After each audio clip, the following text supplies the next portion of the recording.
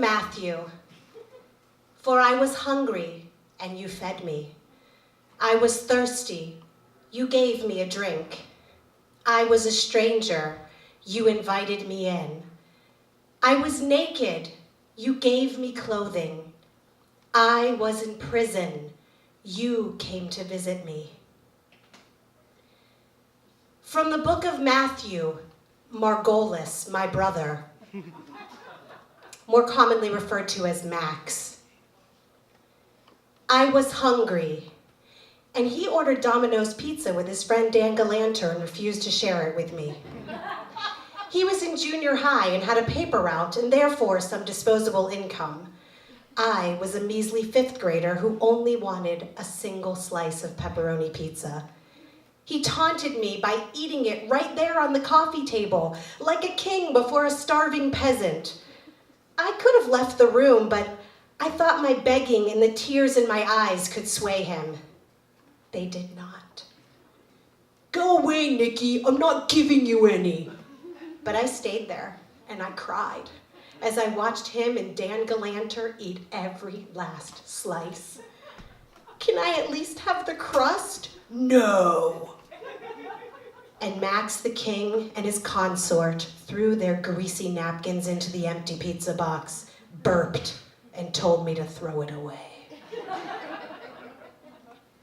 I was thirsty because I was out of breath because Max was chasing me and yelling, I'm gonna beat the shit out of you.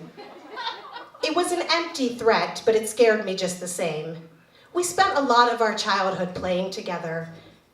He's only 2 years older than I am, and most of the games we played ended up with threats like this, or Max simply stomping away pouting, I quit, after I just announced that I had to pee. We called ourselves the Daredevils. We were two skilled detectives named Max Breaker and Brenda. Max would squint his eyes like this, and talk in a low, gravelly voice like this. He was inspired by Miami Vice and convinced that he looked and sounded just like Edward James Olmos. We would fight off invisible devils who were trying to steal a stick that Max proclaimed to have once been owned by Jesus. So we'd run around our neighborhood, karate chopping and roundhouse kicking the air. You know, just two everyday Jewish kids defeating invisible devils and defending Jesus. We also formed a band called the New Yorkers.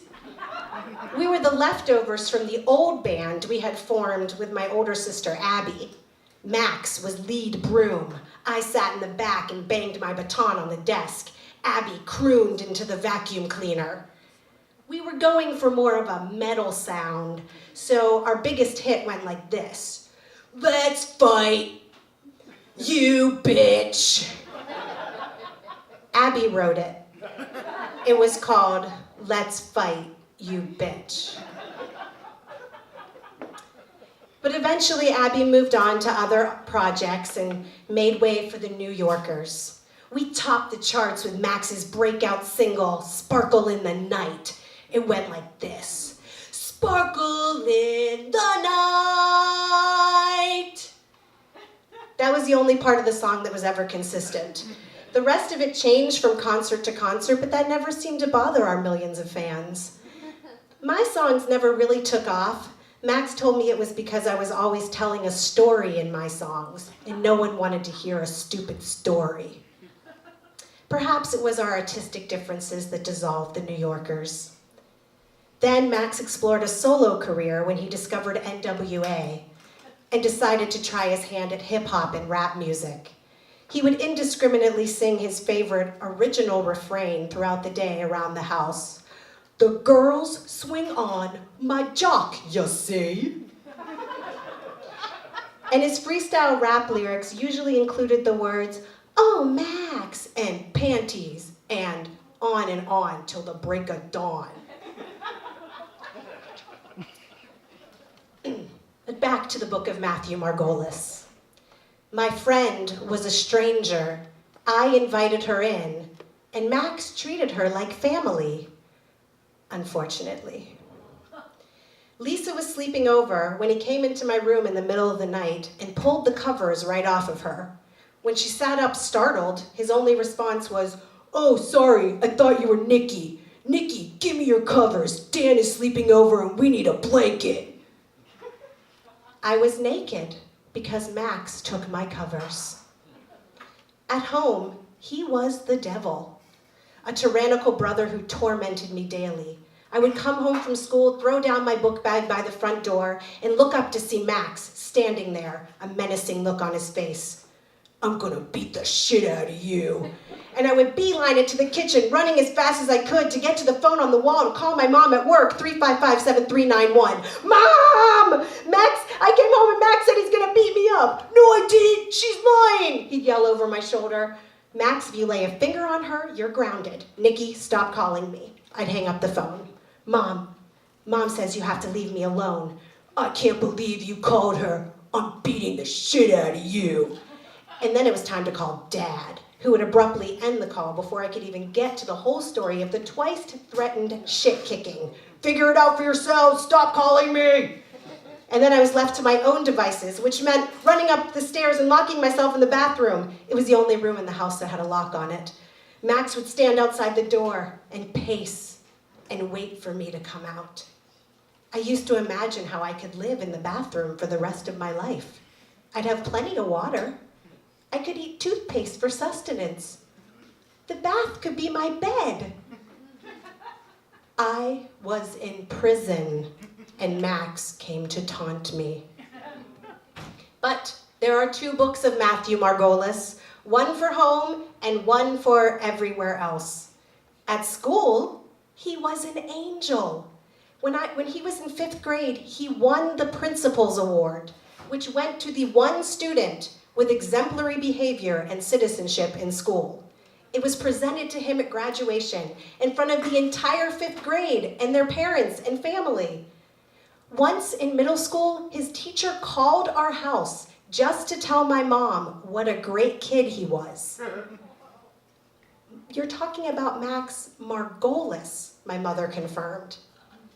When I went to his open house at school, I spotted a poem on the wall in his classroom called Max Max. A deaf girl had written it for my brother. Max Max was a gentle kitty cat who was sweet to her, and she loved him very much. Old people adored him. He was a cute, freckly kid with friendly eyes and a charming sense of humor. Max became the golden boy of the Jewish Community Center when he found an expensive ring in the men's locker room and immediately returned it to the front desk, hoping to reunite it with its owner. He was considered a young man of unquestionable character. And so, when my sister's boyfriend tried to use Max's membership card to get into the very exclusive JCC in Pittsburgh, Pennsylvania, the man at the front desk knew that he must have stolen that card because Max would never just give his membership card away. "You are not Max Margolis. I know Max Margolis. Max Margolis is a good boy." And so, the book of Matthew Margolis. I was hungry. He ordered himself Dominoes. I was thirsty. He chased me to exhaustion. My friend was a stranger. He was uninviting. I was naked.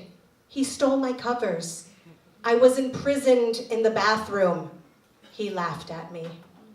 So how does the parable end? Well, in the original book of Matthew, it says, "Whatever you did for the least of these brothers and sisters of mine, you did for me." And so it is written. Amen. Thank you.